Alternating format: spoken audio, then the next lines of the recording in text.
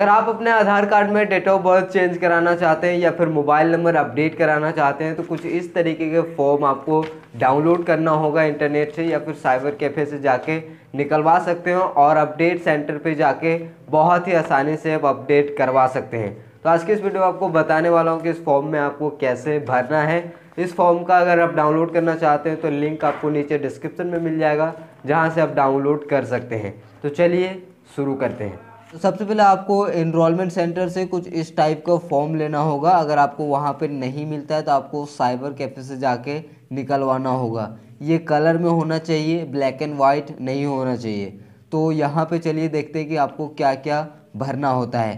तो सबसे पहले आप यहाँ पे अपना रेसिडेंट सेलेक्ट करेंगे। उसके बाद आप यहाँ पे आप अपना आधार नंबर डालेंगे। आपको यहाँ पे कुछ भी नहीं डालना है।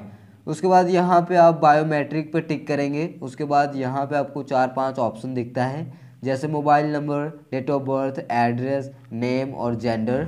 तो यहाँ पे आप क्या क्या चेंज कराना चाहते हैं, क्या क्या अपडेट कराना चाहते हैं, उस पर आपको टिक करना होगा। जैसे कि मेरे केस में मोबाइल नंबर और डेट ऑफ बर्थ मुझे अपडेट कराना है, तो यहाँ पे हम दोनों पे टिक करेंगे। डेट ऑफ बर्थ या फिर एड्रेस या फिर मोबाइल नंबर चेंज करते हैं तो आपको इसके साथ डॉक्यूमेंट भी देना होगा। तो आप कौन कौन से डॉक्यूमेंट लगा सकते हैं उसका भी लिंक आपको नीचे डिस्क्रिप्शन में मिल जाएगा। साथ ही साथ इस दोनों फॉर्म का भी PDF लिंक आपको नीचे डिस्क्रिप्शन में मिल जाएगा, तो आप चाहें तो वहाँ से भी डाउनलोड करके देख सकते हैं। उसके बाद आपको यहाँ पे अपना नाम लिखना होगा। यहाँ पे आप जेंडर सेलेक्ट करेंगे। यहाँ पे आप एड्रेस CO का मतलब होता है केयर ऑफ, यानी कि आप मदर या फादर का नाम लिखेंगे। उसके बाद यहाँ पे आप डेट ऑफ बर्थ लिखेंगे। आपको वो डेट ऑफ बर्थ लिखना है जो आप एक्चुअल में रखना चाहते हैं। उसके साथ आपको एक डॉक्यूमेंट भी देनी होगी।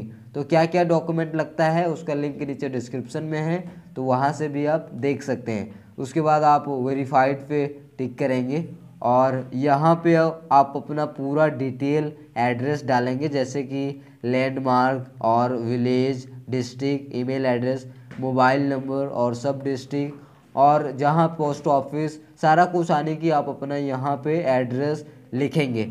उसके बाद यहाँ पे आपको कुछ भी नहीं करना है। ये उसके लिए है जो कि 5 साल से कम उम्र के लोग हैं, उनको अगर कुछ अपडेट करना है तो वो डिटेल अपना यहाँ पे भरेंगे। फिलहाल आपको यहाँ पे वेरिफिकेशन टाइप पे आना है। वेरिफिकेशन टाइप यहाँ पे 3 तरीके से होता है। पहला तरीका है डॉक्यूमेंट बेस्ड, दूसरा तरीका है इंट्रोड्यूसर बेस्ड और तीसरा तरीका है head of family based. Document based में आपको कोई भी किसी भी इंसान की ज़रूरत और सिग्नेचर की ज़रूरत आपको नहीं पड़ती है। सिंपल आप डॉक्यूमेंट को अटैच करके जमा करेंगे।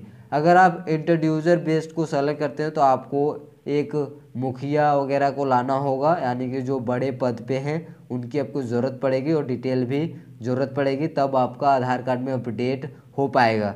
लेकिन अगर आप डॉक्यूमेंट बेस्ड सेलेक्ट करते हो तो आपको किसी की भी ज़रूरत नहीं है।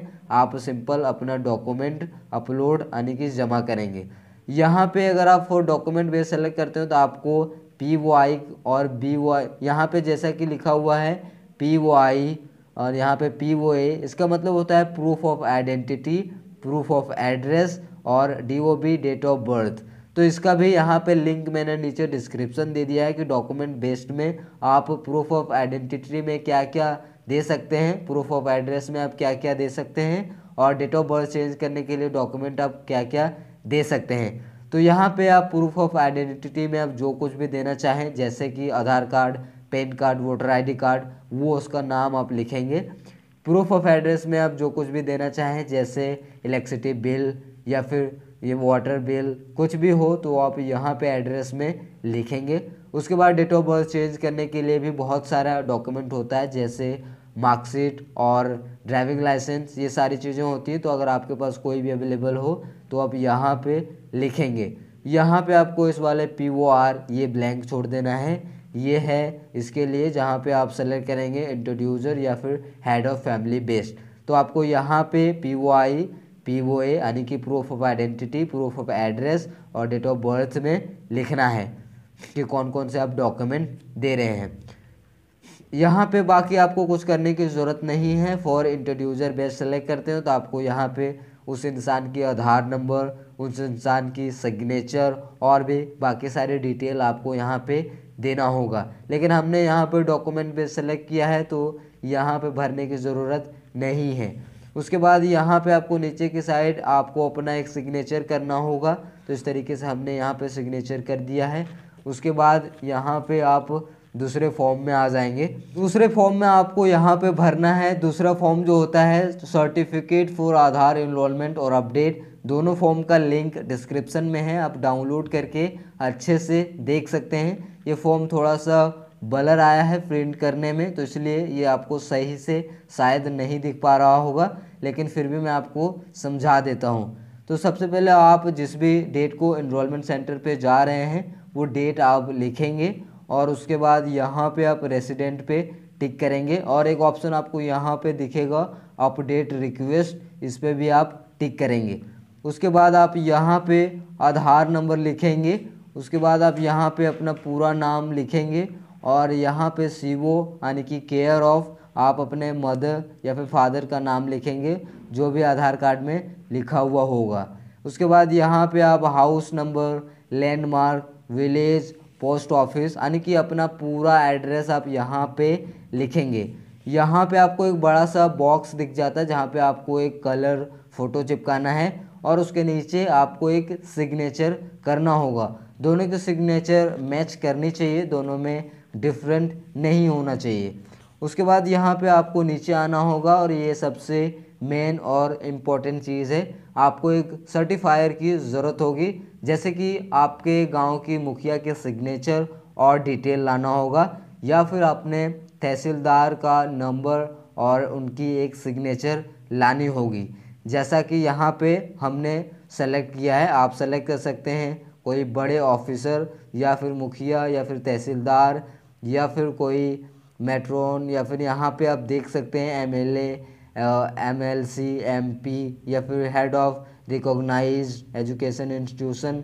तो यहाँ पे सबसे आसान है मुखिया, तो यहाँ पे हमने मुखिया पे टिक किया है और उसके नाम और उसका डेजिग्नेशन और एड्रेस, साथ ही साथ उनकी 2 सिग्नेचर की ज़रूरत होती है जो कि आपको अपने मुखिया या फिर तहसीलदार से करवाना होगा।